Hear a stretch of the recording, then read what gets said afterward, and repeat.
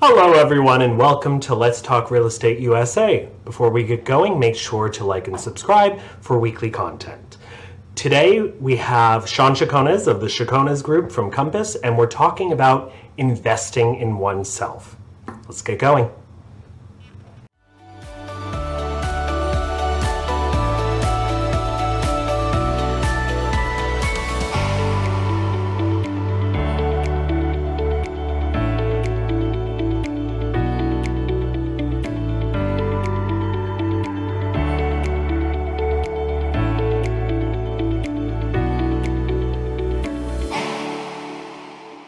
Hello, everyone, and welcome to Let's Talk Real Estate USA. And today we have Shawn Chaconas. We're talking living a bigger life, scripts, and how constant education can drive your career.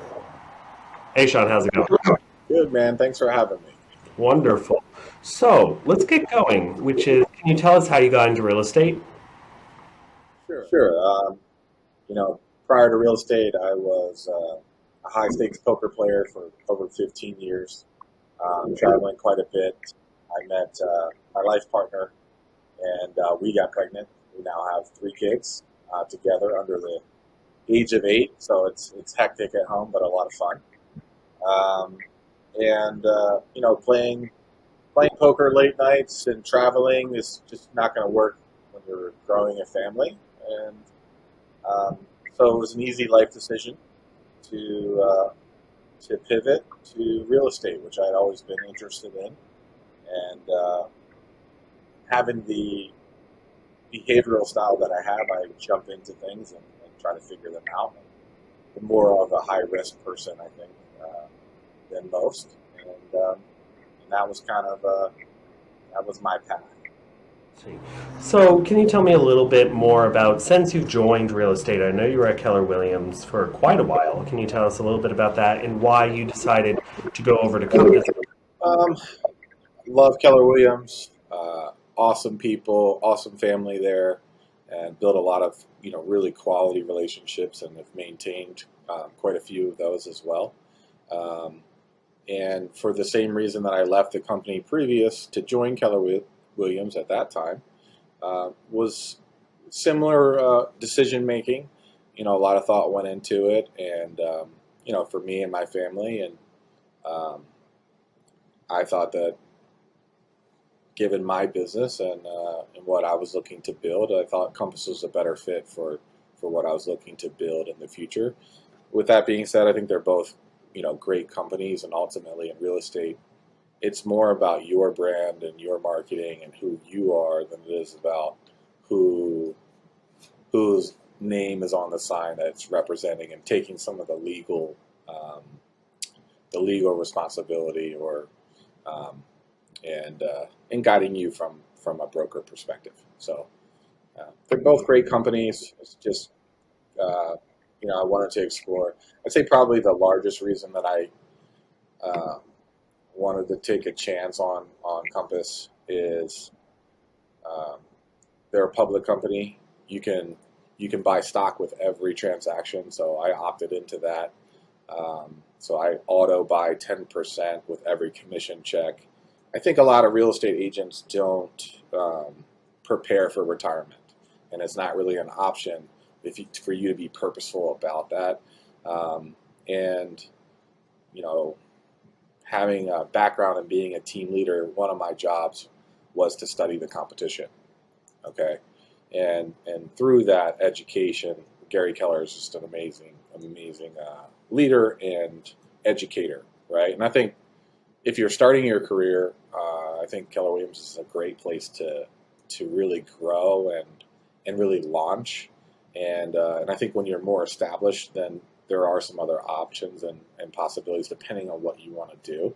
But it was a very uh, intricate part of my growth. And in studying that competition, one thing that I saw, and not to name all the names in the industry, I really don't want to do that.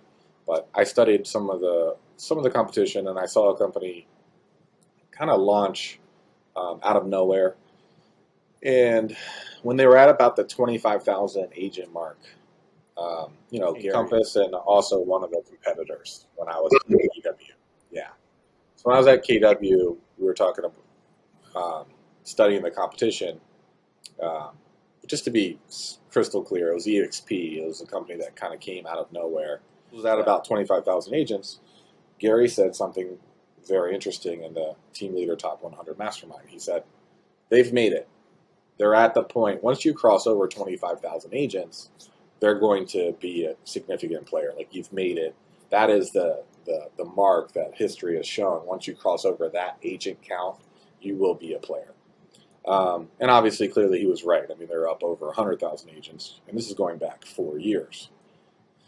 So I bought EXP stock, studying that studying that model, and because of understanding the superhighway was there and understanding that they had crossed over that mark. And I bought a small amount. It's done very well. I wish I had bought more. So when Compass came along, there's this very trendy saying right now. There's end-to-end platform, right? It's very trendy. It's a trendy saying. We have an end-to-end platform, and everyone's kind of racing to create that. In my experience with the limited companies that I've been at 3. Compass is the only one that actually has a fully functioning end-to-end platform, and it's extremely high level. And so with that, they had just passed over 30,000 agents. I can buy stock with every commission check. You put all of that together, I think I have a great opportunity to build a very big business here. And I also have the superhighway. So can we delve into the thing that you said, which was a lot of agents don't prepare for retirement. The reason I can tell you the moment that I realized I needed to leave teaching was I had a conversation with, who was it? With my financial advisor. And she was like, okay, if you keep putting this certain amount of money into your retirement, blah, blah, blah, blah, blah, you'll have like $1 million when you retire. I was like, wonderful. And she was like, okay, and that'll give you about like $80,000 a year or something like that. And in today's money, that's like 35,000. And I went, whoa, hold on. I was like, absolutely not. I'm not working 30 years of my life and living on $30,000. I'm not doing it. So that was when I jumped. So my whole thing is about generational wealth, investing, planning for the long term. But I talk to a lot of agents who, there's a difference between the people who treat it as a job and treat it as a career. And I've noticed there's also the difference in how people then plan for the future. So can we delve into that a little bit from your perspective? And so when I put all that together, the thing that I'm most excited about, because now that I've confirmed the end-to-end platform, and again, it was a risk taking that jump, because in honesty, I wasn't sure if I was, being recruited, or if they actually had what they said they have. I've been here a little over a year. I have about $38,000 in stock already. And what's exciting about that is, if I'm right, and Compass, if Gary's right too, right? And Gary's usually right. So if Gary's right and I'm right, and now that I see that it's confirmed that it works, this platform, this stock price eventually. So let's just say, let's say you're only doing 100,000 or 20,000 or 200,000 in GCI. That's still 10, 20,000 that you're putting away towards retirement. And if you play the long game, which a lot of agents don't play, and this should be a part of what you're doing in preparing for real estate. Like, I do multiple different things, right? I'm buying real estate. I'm buying Airbnb properties. Some of your, what I would call that blue chip preparation. And then Compass is another, it's a little bit more risky. I mean, I think you have to take some risk. It's very unusual to find someone that's rich that didn't that wasn't purposeful about investing and preparing for retirement that doesn't have risk in their portfolio, right? So there's risk there. And then being my nature, more of a high risk individual, um, I also am very purposeful about mining Bitcoin and Ethereum and things of that nature. So I have that in my portfolio as well. Um, and so it all kind of flows. It's in combination. I think you should have, different avenues and different purpose around that to prepare for uh, the future. Obviously, I have more blue chip um, and a good amount that's going into Compass now. And I think as you grow a family, you start to really think about, at least for me, um, my legacy and what I want to leave for them. Right? You know, writing out your goals. I learned this at Keller. Bold. Bold is a fantastic training for a new agent or even a seasoned one. Right? Writing down all of your goals for the year and bringing intention around that, and they do this thing where they mail you back the letter a year later, and it's amazing. There's something about writing them out and then reading them. I even take it to the next level, so I still read them on a daily basis. But writing out your goals, something happens in your brain of the process of doing that, and it's scary how much that you can accomplish. Oftentimes, you get that letter back, and if not everything on the list happened, it's 9 out of 10. And I remember when I got mine back, every single thing that I wanted to have that I had written out in that training had happened except for one, having met Gary Keller um, in person. And like 2 weeks, I was shocked as I read the letter, and I remember having a little bit of disappointment that the one thing I probably wanted the most, or that was the biggest thing on it. I was like, I'm not surprised that's not there, but I'm still like blown away that the other 9 are. And 2 weeks later, Michael Brown sits me down and he's like, hey, you're in the team leader top 100. I'm flying you to Austin. You're going to be in a room with Gary. And I got to meet him. And so the moral of the story is write out your goals every single year. Prepare to plan and plan to succeed, and get clear on what you want to do. And there's a lot of purpose there. So when we were chatting, you talked about how your first year you had 27 deals, but they were all buyers, which just number one, 27 deals. One day you're going to have to explain how in God's name you got 27 deals in your first year. I'm at 10 and I'm shocked. But you said it was a mind shift and it happened around scripts and getting listings. Can we delve into that? So I did 27 buyers. I was in the Jersey City Hoboken market, so it's a lot of walking. And I've told this story a few times in different platforms, at the Disruptors event as well. But I was running to a showing on the Hoboken streets, pounding the pavement, and it was lightly raining, and I remember the thought, why does my feet feel really like they feel wet? And it occurred to me that I lifted my shoe, and I'm like, oh my gosh, I got to get these resold. And I realized I had a hole in my shoe. And I finished my first year. I sold 27 houses. What I would say is what I learned through that process, and that was at Berkshire Hathaway. Patrick Gallagher is an awesome guy. He was my first broker, still friends. Learned a lot from him, and but at the end of that, it's a very old. It was at that time. He's actually Compass now. They pivoted. They're the Compass office. So he was always big about tech. So that's awesome.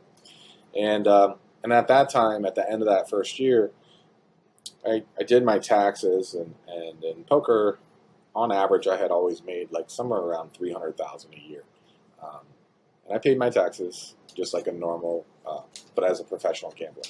And at the end of that first year, 27 deals closed. I had spent a ton of money because you're getting phone calls from all these different companies when you start, and so I'm a big believer in testing. Like, So I'm an easy sale too. They were calling, I was then, I'm not now, but people were calling me. I had no experience, and so I was trying everything. And so even though it might sound like a success, the reality is after taxes, I made maybe $40,000. And yeah, and yeah, Wait, what? You had 27 deals and made $40,000? I spent that much money. Oh, from like referrals and all that stuff? Or From trying lead generation systems, from listing systems to realtor.com, Zillow leads. I so I was would have to ask, do you think, do you look back at that and you're like, wow, money wasted? Or do you think it supercharged you for the next year? I know it should supercharge me for the next year. The funny part is that the conversation that resulted with my Pam after my first year, she was like, maybe you should go back to poker. and and I was like, no way, I got it now. Like now I'm on my way, and I know what works and what doesn't work. I made my investments. I certainly made mistakes. I burned through some money. I paid within that too. You gotta understand, I invested largely in myself too. I spent $5,000 for certain training events and events that actually helped me craft things for my second year. You know, a lot of buyer agents, and you're not going to really be able to list too many properties in your first year. You don't have the experience. So my thought process was just, okay, let me get transactions under my belt. Let me get experience so that I can show I've done sales, and then from there, I'll try to pivot and make the jump. If I'm trying to go list your property, I don't have any real estate sales. It's going to be a hard leap of faith for you. How did you make that jump from the buyers to the sellers? And you said you did it through scripts and things like that. And I sat down with my team leader, Dana Cadena, at Keller in Hoboken, and she was really instrumental. I learned a lot from her. She was you know, she was a presence, and she was like, Shawn, this is not scalable. And we had that, that consultation. That was the first time I had an experience where I was being coached. So, at a high level. And she was like, one, I'm going to help coach you to a certain point, and then you're going to need to get a high level maps coach, and that'll help you take it to an either next, another level. But through my through my consulting with Dana, she just asked me, a great consultant asks you questions and calls you to think. They don't just tell you what to do, right? And so it was she asked me, she said, well, how many hours does it take you to close one buyer? I was like, she's like, let's go through it. She's got a pen, She's like, all right, so how many houses do you show them on average? I'm like, I don't know exactly. So two things happened through this series of questions. One, I had to start to get clarity around how much time I was spending, and I wasn't tracking my business at that time. Okay, so I started to bring focus to tracking, and I was like, all right, in our next session, I'll let you know. I'll start tracking it, and I'll get back to you. So this was the key question she asked me. So how many hours do you think it takes for you to close a seller? And I was like, well, I don't know. I've never done one. And she's like, well, I'll tell you, it's about 6. So you're going to go on the listing appointment, right? You're going to prepare for the listing appointment. There's an hour there, right? You're going to run comps. You're going to do that thing. Then you're going to go on the listing appointment. You're going to share with them, your marketing presentation, your listing presentation. You're going to spend an hour with them on average. So that's 2 hours. Then you're going to throw up the listing. That's about a half an hour, 20 minutes, right? You're going to put in all the data. And then you're going to manage the transaction from there. And so on average, it's going to be about 6 hours. And if you make your first hire, which we're going to talk about next, it'll be even less. So which one's more scalable? And obviously, sellers, right? So it was an aha moment. Investing in yourself also means building out. So you were saying, what was your first hire and why did you go for it? Started to get listings in year two, and I went from 27 closings to 49. Um, and my business started to level out. It was almost 50-50, which is exactly what you want. It was closer to 50-50. So basically, I did double the business almost, and I did more sales volume actually in year two. So I went from 9 million to like 18.9. I was really trying to push to get to platinum in my second year. That was a huge goal that I fell just a little bit short, but I was driving right to the end. And what I found is, man, I did 19 million and I didn't actually work any more than I worked the year before. It was the same amount of time, maybe even a little bit less.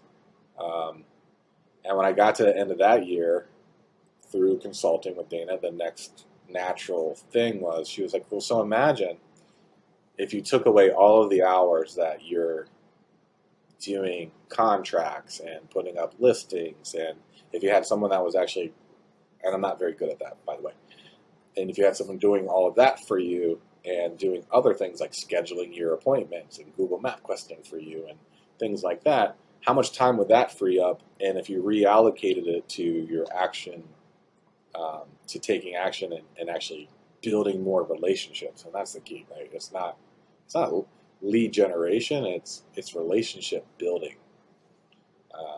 If you build and maintain relationships, and when I say maintain, what I mean is these agents. I have some of them over the years. I've even had them on my team, and I have to train them. It's if they're not ready now, they oftentimes just not ready, trash.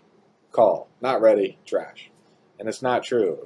You're not going to have the pipeline that you need to succeed at a high level if you're not identifying which bucket they're in and continuing to bring value and build relationships with it, regardless of their timeline.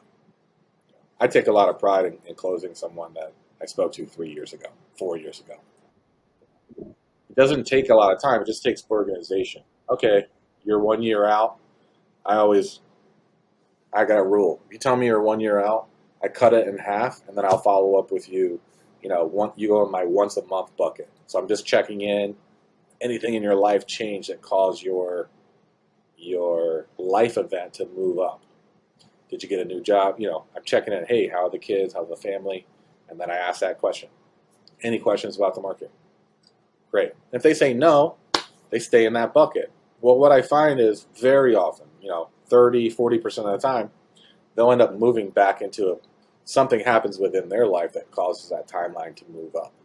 And when that happens, I have maintained a relationship, I have continued to bring value, and I now earn that business in the mind share of the client. Your job is to build relationship and touch them enough times that when they think real estate, they only think you, right?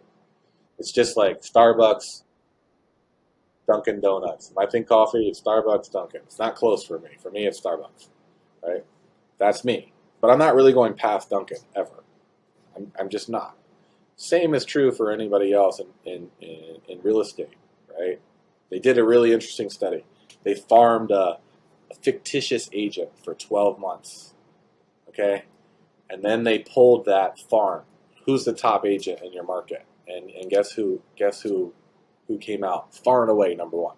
Never. So it's just like going through, it's going through your database, through your sphere, organizing it. Who are your A's? Who are your B's? Who are your C's? And bringing clarity and purpose around that, right? So, and coming up with a clear plan of how am I going to touch them? How am I going to have my technology help me touch them in a purposeful way? Is it video? Like putting yourself in 3D, but reminding them that not only are you a real estate agent, but you're passionate about what you do, and you love it, and having the willingness to reach out and continue that conversation. And if you're genuine and authentic, it's a very natural conversation.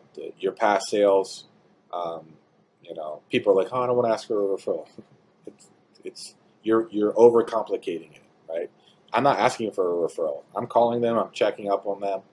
I'm checking up to see how the house is and how the family, how's the kids. I'm going through that conversation, and it's a very natural conversation. They always end up asking me about the market, right?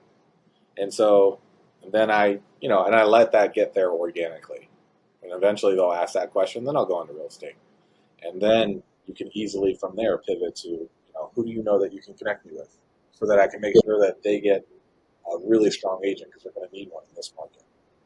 We're talking about investing in yourself. So what are the best ways you can think about? Boom, boom, boom. What are the best ways someone either new or continuing can invest in themselves? Get a coach. That would be the number one thing I would tell you. And take your time and research and listen here. If you're starting out, coaches are on tiers too, right? So the coach that you might have from year 2 to year three won't be the same coach that you're going to have when you continue to grow your business, because you're going to need someone that's operating at a higher level consulting you. More often than not, people that are on the highest level of coaching aren't going to want to coach an agent that's only doing 27 deals. They're not, those conversations aren't as interesting to that high level coach. So you got to build your way up and make your way. But I would say absolutely get a coach and have a call with them on a weekly basis. It's the accountability, and a great coach will ask great questions that'll cause you to think and cause you to plan and cause you to, most importantly, if you respect your coach, take action and yourself. So what are your go-to books or podcasts or things like that you go to for knowledge? I know everyone, well, if you're at KW, everyone does this one. Hey, when I first read the book and looked in the back, I was like, who are these agents? Like, because they are, in the back of the book, they write about, what their accomplishments, because it was almost, I didn't believe half of, I was like, come on, can't be, like, this is too, I guess the title at that time, I didn't know anything. I didn't even know, I just didn't know very much. And obviously I know the history of the book now, and I know that, Gary interviewed all of those agents, and what he found was a lot of them were doing the same things. They just had different names for what they were doing. And he wanted to create a roadmap so that any agent could pick up that book, and if they executed on that plan, they could come out with a similar result. And he was successful, very successful. That is the Bible of real estate. I'm a huge fan of Tony Robbins. I listen to Tony Robbins. I'm a huge fan of Ben Kinney and Chris Suarez's podcast as well. So those are two of my go-to. I'm big on those two. I think mindset's a big part of it's a big part of your success, and people that meditate, especially with gratitude and affirmations, are going to send out a stronger beam, so to speak. They're sending out a higher. You're plugging into the universe, and you're sending a higher beam of light out. If you get in tune with that, and so if you notice a lot of your most successful people, and most of them share it. They're all meditating. They're full of gratitude, and it's not about you as it is about helping other people. If you help enough people get what they want, ultimately you'll get what you want. It's about also not only investing in yourself, but then teaching other people and kind of and helping them create their path. And if you teach enough people, right, they'll kind of surround you, and together you become your own really strong tribe. That's the. For me, if I'm in a conversation and generational wealth hasn't been brought up, I'm going to somehow bring it up. I'm going to. So, for you, what would be like a question you had wished I had asked, or a topic you wish we had covered, and what would you have said on? Oh, what's the one thing? That's something I talk about a lot. Anything? Oh, this is my marketing director. This is Andre. Oh, how's it going? He's he's my most recent biggest investment. Say you could add this part too. But I would just say you want to think of them as partners, right? I think of my the people that are in my world as he's my marketing director partner, right? And I'm partnering with him on his goals. And I think as you grow your business, it's important to again that's my implementation. I didn't hire him just to hire him. I hired him because of his value system of being learning based. I really liked where he came from and what he had accomplished so far, and I could see that there was clarity on what he wanted to build, right? So he just needed the right mentor or the right partner to help him on his superhighway to go faster and achieve what he wants to achieve. And I think if you just get purposeful about that in your life, you just have a lot more success because Gary Vee, just as an example, right? He's doing that with so many people, right?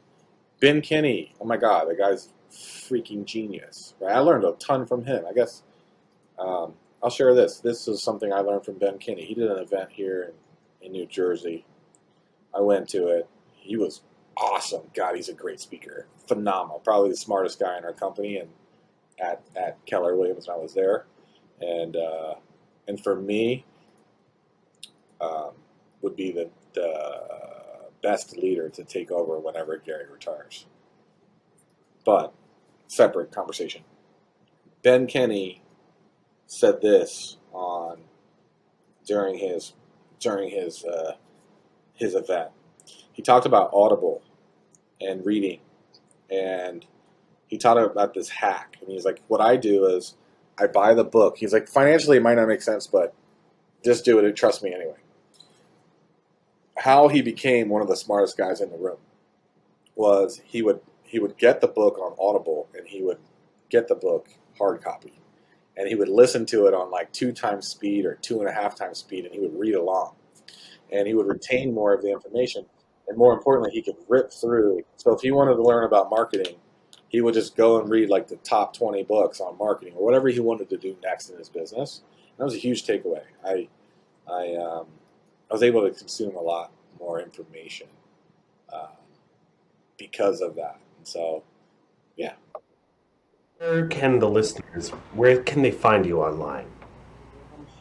Well, where can you find me online? I mean, Instagram, the usual places, Google, just Instagram, Google. We have a business page and we have a website as well, and that's primarily it. I'm not yet super front facing in that respect. It is something I'm considering, just to put yourself out there even more. So I'm still thinking that over in that aspect because with doing that comes, certain criticism from other people, and so just making sure I'm still working on myself to get completely comfortable and 100% in my skin, and probably cross that road down the line. So this is a wonderful interview. Thank you, Shawn, for coming on today. Thank you for having me. All right. Have an excellent day. You too.